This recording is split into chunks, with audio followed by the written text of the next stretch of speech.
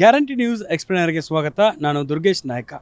ರಾಜ್ಯದಲ್ಲಿ ಬಜೆಟ್ ಅಧಿವೇಶನದವರೆಗೆ ಸಚಿವ ಸಂಪುಟ ಪುನರಚನೆ ಆಗಲ್ವಾ ಅನ್ನುವಂಥ ಪ್ರಶ್ನೆ ಮೂಡ್ತಾ ಇದೆ. ಅದರಲ್ಲೂ ಕೂಡ CM ಸಿದ್ದರಾಮಯ್ಯ ಅವರು ಬಜೆಟ್ ಅಧಿವೇಶನದವರೆಗೆ ಯಾವುದೇ ರೀತಿಯಾದಂಥ ಬದಲಾವಣೆ ಆಗಲ್ಲ ಅನ್ನುವಂಥ ಚರ್ಚೆ ಇರೋದರಿಂದ ಸಚಿವ ಸಂಪುಟ ಪುನರಚನೆಗೆ ಕೆಲವೊಂದಿಷ್ಟು ಹಿರಿಯ ಶಾಸಕರು ಒತ್ತಡ ಹೇರುತ್ತಿದ್ದಾರೆ. ಈ ಮೂಲಕ CM ಸಿದ್ದರಾಮಯ್ಯ ಅವರು ಕೂಡ ಸಚಿವ ಸಂಪುಟ ಪುನರಚನೆ ಮಾಡುವ ಮೂಲಕ ತಮ್ಮ ಸ್ಥಾನವನ್ನು ಭದ್ರಪಡಿಸಿಕೊಳ್ಳೋದಕ್ಕೆ ಕಸರತ್ತನ್ನು ನಡೆಸ್ತಿದ್ದಾರೆ. ಹೀಗಾಗಿ ಇದೆಲ್ಲದಕ್ಕೂ ಕೂಡ ಹೈಕಮಾಂಡ್ ಯಾವ ರೀತಿ ತೀರ್ಮಾನವನ್ನು ತೆಗೆದುಕೊಳ್ಳುತ್ತೆ, ಹೈಕಮಾಂಡ್ ನಿರ್ಧಾರ ಯಾವ ರೀತಿ ಇರುತ್ತೆ ಅನ್ನುವಂಥದ್ದು ಬಹಳ ಮುಖ್ಯವಾಗಿ ಚರ್ಚೆ ಆಗ್ತಾ ಇದೆ. ಹೈಕಮಾಂಡ್ ನಾಯಕರ ಮನವೊಲಿಸುವಂಥ ಕೆಲಸಕ್ಕೆ CM ಸಿದ್ದರಾಮಯ್ಯ ಅವರು ಕೂಡ ಇದೀಗ ಮುಂದಾಗ್ತಿದ್ದಾರೆ.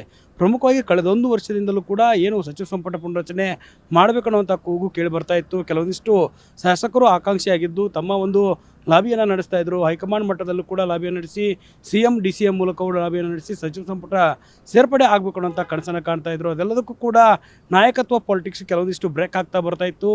DCM DK ಶಿವಕುಮಾರ್ ನಾನು CM ಆಗಲೇಬೇಕನ್ನುವಂಥ ಪಟ್ಟಣ ಹಿಡಿದಿದ್ರೆ CM ಸಿದ್ದರಾಮಯ್ಯ ನಾನು ಯಾವುದೇ ಕಾರಣಕ್ಕೂ ಕೂಡ 5 ವರ್ಷ ಅಧಿಕಾರವನ್ನು ಆಳ್ತೇನೆ, ಆ ಒಂದು ಅಧಿಕಾರದವರೆಗೂ ಕೂಡ CM ಸ್ಥಾನವನ್ನು ಬಿಟ್ಟುಕೊಡಲ್ಲ, ನಾನೇ ಸಂಪೂರ್ಣ ಅವಧಿಯ CM ಅನ್ನುವಂಥ ಮಾತುಗಳನ್ನು ಪದೇ ಪದೇ ಹೇಳ್ತಾ ಇದ್ರು. ಹೀಗಾಗಿ CM Siddaramaiah DCM DK Shivakumar ಅವರ ಈ ಒಂದು ಮುಸುಕಿನ ಗುದ್ದಾಟ, ನಾಯಕತ್ವದ ಪಾಲಿಟಿಕ್ಸ್ ಯಾವಾಗ ತೆರೆ ಕಾಣುತ್ತೆ ಅನ್ನುವಂಥದ್ದು ಬಹಳ ಮುಖ್ಯವಾಗಿ ಶಾಸಕರಿಗೆ ಒಂದು ಕುತೂಹಲವನ್ನು ಕೇಳಿಸ್ತಾ ಇತ್ತು.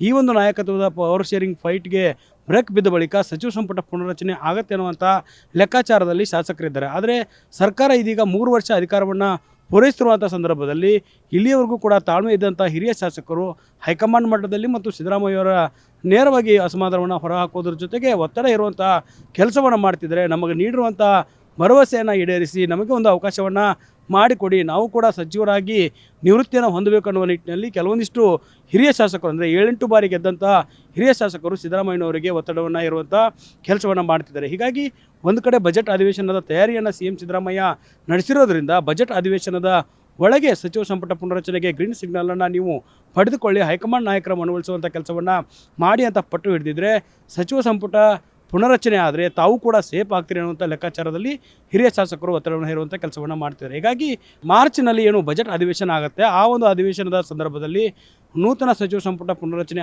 ಆಗಬೇಕು. ಜೊತೆಗೆ ಬಜೆಟ್ ಒಳಗಾಗಿ ಬಜೆಟ್ ನಂತರ ಸಚಿವ ಸಂಪುಟ ಆಗಲೇಬೇಕನ್ನುವಂಥ ಪಟ್ಟಣ ಹಿರಿಯ ಶಾಸಕರಾಗಿರುವಂಥ RV Deshpande, TB Jayachandra, Basavaraj Rayareddy, BR Patil ಸೇರಿದಂತೆ ಹಲವಾರು ಹಿರಿಯ ಶಾಸಕರು CM ಅವರಿಗೆ ಒತ್ತಡ ಇರುವಂಥ ಕೆಲಸವನ್ನು ಮಾಡ್ತಿದ್ದಾರೆ. ಇದೆಲ್ಲಕ್ಕೂ ಕೂಡ ಹೈಕಮಾಂಡ್ ಯಾವ ರೀತಿ ರಿಯಾಕ್ಟ್ ಮಾಡುತ್ತೆ, ಜೊತೆಗೆ ಬಜೆಟ್ ಅಧಿವೇಶನದ ಬಳಿಕ ರಾಜ್ಯ ರಾಜಕೀಯದಲ್ಲಿ ನಾಯಕತ್ವ ಪಾಲಿಟಿಕ್ಸ್ಗೆ ಮತ್ತಷ್ಟು ಪುಷ್ಟಿ ಕೊಡುತ್ತಾ, DCM DK ಶಿವಕುಮಾರ್ ಅವರ ಕನಸಿಗೆ ಒಂದು ನನಸು ಮಾಡುವಂಥ ಕೆಲಸವನ್ನು ಹೈಕಮಾಂಡ್ ಮಾಡುತ್ತಾ, ಅಥವಾ ನೂತನವಾಗಿ ಸಚಿವರಾಗಿರುವಂಥವರಿಗೆ ಒಂದಿಷ್ಟು ಅವಕಾಶವನ್ನು ಮಾಡಿಕೊಟ್ಟು ಸಚಿವ ಸಂಪುಟ ಪುನರಚನೆ ಮಾಡುವ ಮೂಲಕ CM ಸಿದ್ದರಾಮಯ್ಯ ಅವರನ್ನು ಸೇಫ್ ಮಾಡುತ್ತಾ ಅನ್ನುವಂಥ ಲೆಕ್ಕಾಚಾರಗಳು ರಾಜ್ಯ ರಾಜಕೀಯದಲ್ಲಿ ನಡೀತಿರೋದ್ರಿಂದ ಇದೀಗ ಬಜೆಟ್ ಅಧಿವೇಶನದವರೆಗೆ DCM DK ಶಿವಕುಮಾರ್ ಅವರು ಕಾಯಲೇಬೇಕಾದಂಥ ಅನಿವಾರ್ಯ ಪರಿಸ್ಥಿತಿ ಒಂದು ಕಡೆ ಆದರೆ, ಸಚಿವರಾಗಬೇಕನ್ನುವಂಥ ಹಿರಿಯ ಶಾಸಕರ ಮನದಾಸೆ ಯಾವ ರೀತಿ ಈಡೇರುತ್ತೆ ಅನ್ನೋದನ್ನು ಕಾದು ನೋಡಬೇಕಾಗತ್ತೆ. ಕ್ಯಾಮ್ರಾ ಪರ್ಸನ್ ಶಿವಕುಮಾರ್ ಜೊತೆ ದುರ್ಗೇಶ್ ನಾಯಕ, guarantee news, Bengaluru. Guarantee news, ಸುದ್ದಿ ಖಚಿತ, ನ್ಯಾಯ ನಿಶ್ಚಿತ.